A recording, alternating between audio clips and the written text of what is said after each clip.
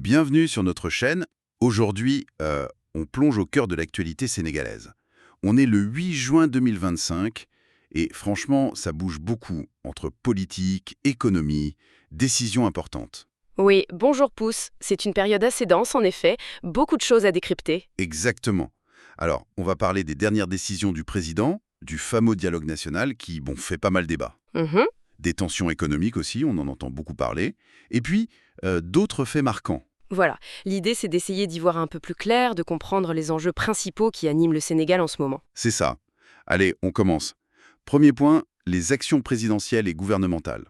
On a eu cette grâce présidentielle à l'occasion de la Tabaski. Oui, pour 1466 détenus. C'est un chiffre important. Et ça concerne, d'après ce qu'on comprend, surtout des délinquants primaires, des gens qui donnent des gages de resocialisation, des personnes âgées ou malades. Tout à fait. C'est une tradition, cette grâce pour la Tabaski. C'est un geste de clémence attendu. D'accord. Et en parallèle, le gouvernement, lui, il avance sur quoi? Alors, le Conseil des ministres a mis l'accent sur plusieurs réformes. Économique d'abord, on parle de finaliser une loi sur la souveraineté économique, c'est un terme fort. Ah oui, souveraineté économique. Qu'est-ce que ça recouvre concrètement? Les détails précis de la loi ne sont pas encore tous publics, mais l'idée générale, c'est de renforcer l'autonomie du pays. Et ça passe aussi par des projets comme une bourse pour les produits agricoles ou des unités de stockage pour l'horticulture. C'est très concret, ça. D'accord. Pour mieux maîtriser les filières locales, j'imagine. Exactement. Et puis, il y a le volet social. Là, c'est un gros morceau, la réflexion sur la fusion de l'IPRES et de la Caisse de sécurité sociale. L'IPRES, c'est les retraites et la CSS, la sécurité sociale au sens large. C'est ça. L'objectif affiché, c'est d'arriver à un nouveau code de sécurité sociale. Donc, on voit bien un agenda de réforme assez chargé. Oui, une volonté de structurer, de réformer en profondeur. Mais cet agenda se heurte à des critiques, notamment sur le dialogue national qui a eu lieu. Ah oui, le dialogue national. Hamidou Thiav, par exemple, il n'y est pas allé de main morte. Il a qualifié ça de dialogue de la honte. Carrément. Oui. Pour lui, l'urgence, elle n'est pas politique, elle est économique. Il dit, je cite en substance, « Les gens n'ont pas de quoi manger ou se soigner ». C'est fort comme critique. C'est très direct et ça pointe une vraie préoccupation. D'ailleurs, il annonce même vouloir lancer un contre-dialogue axé uniquement sur l'économie. Et il n'est pas le seul à mettre l'économie au premier plan, si je comprends bien. Non, Amadouba aussi appelle à élargir le dialogue. Il dit qu'il faut parler d'économie et de social, pas juste de politique, et que ça devrait être un processus permanent. Donc on a cette tension. D'un côté, le gouvernement qui met en avant des réformes institutionnelles, un dialogue politique. Et de l'autre, des voix qui disent attendez, la priorité absolue, c'est le portefeuille, c'est le quotidien des Sénégalais. C'est ça. Dites-moi en commentaire ce que vous en pensez. Priorité à l'économie ou au dialogue politique? C'est intéressant comme débat. C'est le cœur du débat actuel, oui. Et ce dialogue politique, justement puisqu'on en parle, est-ce qu'il a abouti à des accords concrets? Est-ce qu'il y a eu un consensus? Alors, consensus, c'est peut-être un grand mot. D'après le facilitateur, Dr Cheikh Gueye, il y a quand même pas mal de points de désaccord qui persistent. Ah bon? Lesquels, par exemple? Sur des sujets assez sensibles, le statut du chef de l'opposition, par exemple. La majorité n'est pas d'accord, apparemment, pour des raisons de coûts financiers. D'accord. Autre point, la déchéance électorale. Qui a le pouvoir de priver quelqu'un de ses droits électoraux? Le rôle du juge fait débat. Question fondamentale pour la démocratie. Tout à fait. Il y a aussi la question de la saisine citoyenne du Conseil constitutionnel ou encore le mode de scrutin. Bref, des sujets importants qui divisent. Et le chiffre qui frappe, c'est ce faible consensus dans une des commissions. Oui, c'est très bas. Ça suggère que sur les questions de fond de la gouvernance démocratique, on est loin d'un accord généralisé. Ça montre l'ampleur du défi. Et ces critiques sur l'orientation politique, elles s'accompagnent aussi d'attaques sur la gestion économique, non? Oui, tout à fait.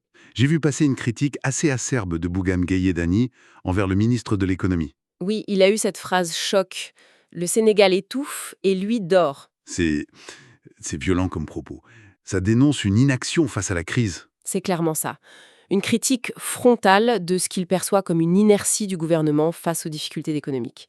Ça illustre bien le climat assez tendu sur ces questions. Mais la politique sénégalaise, elle est parfois complexe, paradoxale même. Ah, ça oui. Parce que ce même Hamidou Thiaw, si critique sur le dialogue, il appelle en même temps à soutenir une éventuelle candidature de Macky Sall, l'ancien président, à un poste à l'ONU. Oui, c'est intéressant ça, n'est-ce pas? Il dit qu'il faut le faire au nom de l'intérêt national. Comment on explique ça?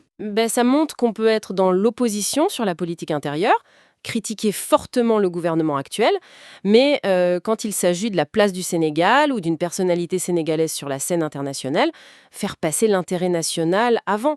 C'est une distinction qu'il fait, Une certaine forme de réel politique, peut-être? on peut le voir comme ça, oui, une nuance intéressante dans le paysage politique. D'accord.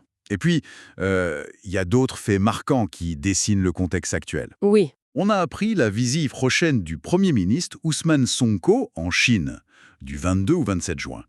C'est un déplacement important, j'imagine. très important, oui, surtout dans le contexte où on parle de souveraineté économique. La Chine est un partenaire économique majeur pour beaucoup de pays africains. Donc on peut y voir un lien, renforcer ce partenariat pour soutenir cette ambition de souveraineté. C'est une lecture tout à fait plausible, oui. Chercher des investissements, diversifier les partenaires, c'est souvent dans cette logique-là que s'inscrivent ce type de visites. D'accord. Et sur le plan intérieur, plus social peut-être? Alors, on peut noter l'engagement de la première dame, Absa Faye. Elle était présente au pèlerinage marial de Popengane, Oui, j'ai vu ça. avec des actions concrètes. Oui, une campagne médicale, des distributions de soins. C'est aussi un message de paix et de cohésion sociale qui est souvent porté lors de ces événements. C'est important aussi. Et puis, de manière très pragmatique, il y a l'hivernage qui arrive. Ah oui, la saison des pluies, Ah. un enjeu annuel majeur. Et le gouvernement s'y prépare activement, j'imagine. Oui, c'est crucial. Prévention des inondations, bien sûr, mais aussi surveillance des maladies liées à l'eau, la sécurité routière qui devient plus compliquée, et même la lutte anti-acrédienne dans certaines zones. C'est toute une machine qui se met en place. Donc, voilà, ça montre que la gouvernance, c'est aussi gérer ces aspects très concrets du quotidien, en plus des grands débats politiques ou économiques. Exactement. Il y a les grands discours, et puis il y a la gestion au jour le jour des besoins de la population. Bon, si on essaye de synthétiser un peu tout ça, on a l'image d'un Sénégal qui est vraiment à la croisée des chemins. C'est une bonne image, ouais. D'un côté, cette volonté de réformer les institutions, de dialoguer politiquement, mais bon, on voit que ça peine à faire consensus, que certains contestent même sa pertinence immédiate. Oui, le dialogue est là, mais les blocages aussi. Et de l'autre côté, une urgence économique et sociale qui semble, elle, faire l'unanimité dans les critiques. Les gens expriment un besoin criant de réponses immédiates. C'est ça, la tension est vraiment palpable entre ces deux niveaux. Le temps long des réformes institutionnelles et le temps court des besoins quotidiens. Du coup, la question qui se pose, et c'est peut-être la pensée finale qu'on peut laisser à nos auditeurs, Oui, c'est comment le Sénégal peut réussir à concilier ces deux impératifs. Comment construire la démocratie, les institutions sur le long terme, tout en répondant aux besoins vitaux, pressants de sa population, là, maintenant. c'est la grande question, je crois. Trouver cet équilibre entre le projet de société à long terme et la gestion de l'urgence sociale et économique. C'est sans doute le défi majeur pour le pays dans les temps à venir. Un défi immense. Voilà pour aujourd'hui. Si cette analyse rapide vous a plu, eh bien n'oubliez pas de liker et de partager. Et surtout, abonnez-vous pour ne rien manquer de nos prochaines explorations. Merci de nous avoir suivis. Merci d'avoir écouté. Abonnez-vous.